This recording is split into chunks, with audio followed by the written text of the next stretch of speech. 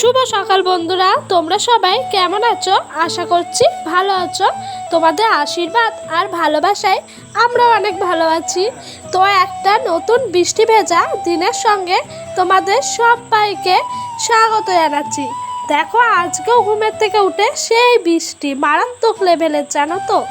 আজকে আর বাসি কোনো কাজ সারতে পারিনি। উঠান ছাদ দেবো কী করে এই বৃষ্টির মধ্যে, তাই না বলো? তো বাসনগুলো দুয়ারের সামনেই এনে রেখে দিলাম মাজবো বলে। আর দেখো কেমন বৃষ্টি হচ্ছে, মুষলধারা বৃষ্টি। এই বৃষ্টি আজকে থামার নয়। তো আমার শ্বশুরমশাই ঘুমের থেকে উঠে গামলা বালতি সব কিছু পেতে দিয়েছে। বালতিটায় রান্নার জল নেবো, আর গামলার মধ্যে এই যে আমার বাসন মাজা ধোয়ার কাজে লাগবে। তো আর কি করা যাবে, এই কষ্ট করেই আমাদের দিন কাটাতে হয়। এই কষ্টের দিন কবে যে ঘুচবে সেটা একমাত্র ভগবানই জানে। তো দেখো, বৃষ্টির মধ্যেই কষ্ট করে ভিজে ভিজে সব বাসনগুলো মেজে নিচ্ছি, কারণ এই বাসনগুলো যদি না মাজি তাহলে রান্না হবে কি করে, তাই না বলো? তো অনেকই কষ্ট হয়। আর দেখেছো আমাদের মাটির ঘরের সামনে ওই ডোয়াগুলো পুরো বৃষ্টিতে ভিজে একেবারে কাদা কাদা হয়ে গেছে। কি আর করব, কিছু করার নাই। আর বন্ধুরা, আমি যে ভয়েস ওভার দিচ্ছি না, পাশে না প্রচুর ব্যাঙ ডাকছে। যদি কোনো আওয়াজ আসে তোমরা প্লিজ আমায় ক্ষমা করে দিও। একটু কষ্ট করে ভিডিওটা দেখে নিও। তো ভিডিওটা যদি ভালো লাগে লাইক কমেন্ট করো, আর যদি আরও ভালো লাগে সাবস্ক্রাইব করে পাশে থাকা বেল বাটনটা প্রেস করে দিও।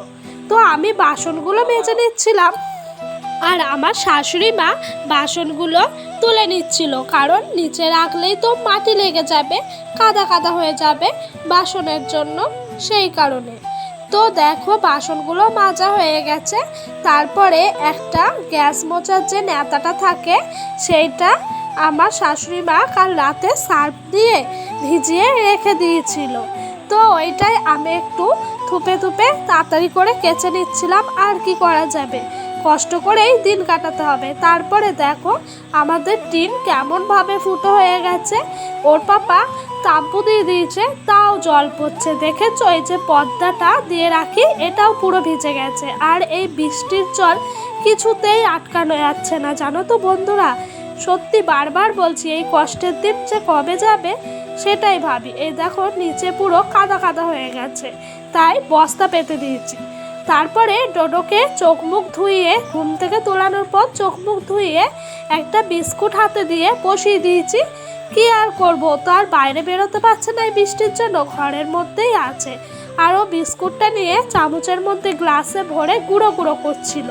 তো ওকে জানো তো ঘরের মধ্যে জুতো পরিয়ে রাখি, কারণ কি এই যে ঘরটা আমাদের পুরো জলে ভেজা ভেজা হয়ে গেছে। ওর ঠান্ডা এমনিতেই লেগেছে, ওর থেকে আমার বেশি ঠান্ডা লেগেছে। তো সেই জন্য আরও ঘরের মধ্যে জুতো পরিয়ে রাখি, যাতে ওর ঠান্ডাটা না লাগে।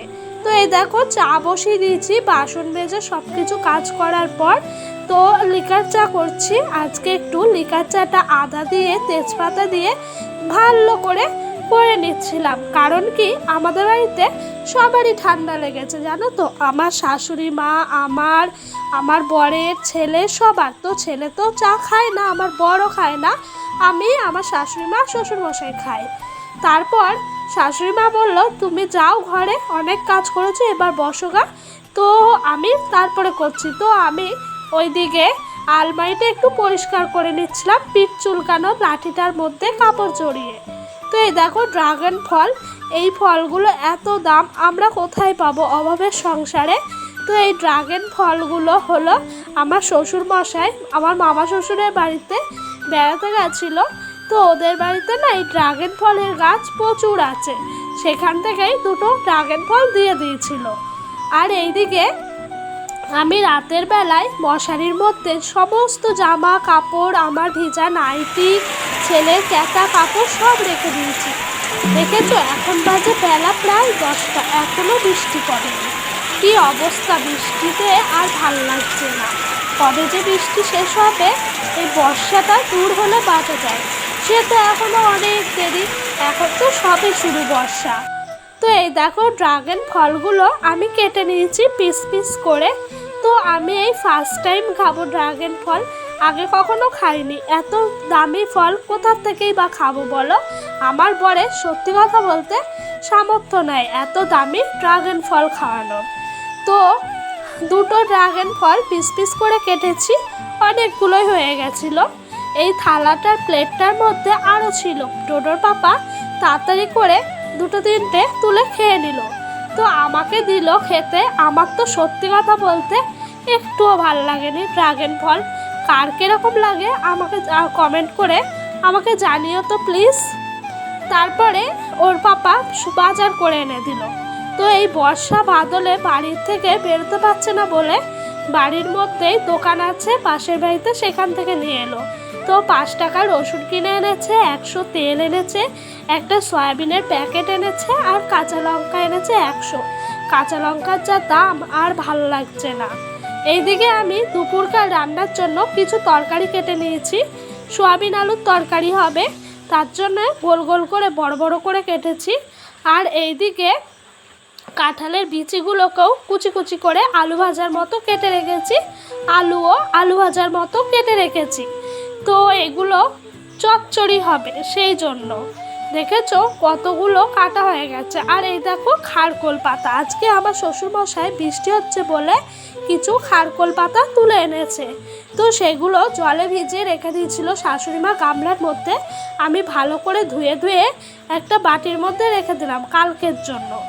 আর এইদিকে আমি চাল ভিজিয়ে রেখে দিয়েছি, কারণ কি জানো তো, চাল ভিজিয়ে রাখলে না ভাতটা অনেক তাড়াতাড়ি হয়ে যায় আর গ্যাসটাও অনেক কম ফোড়ায়।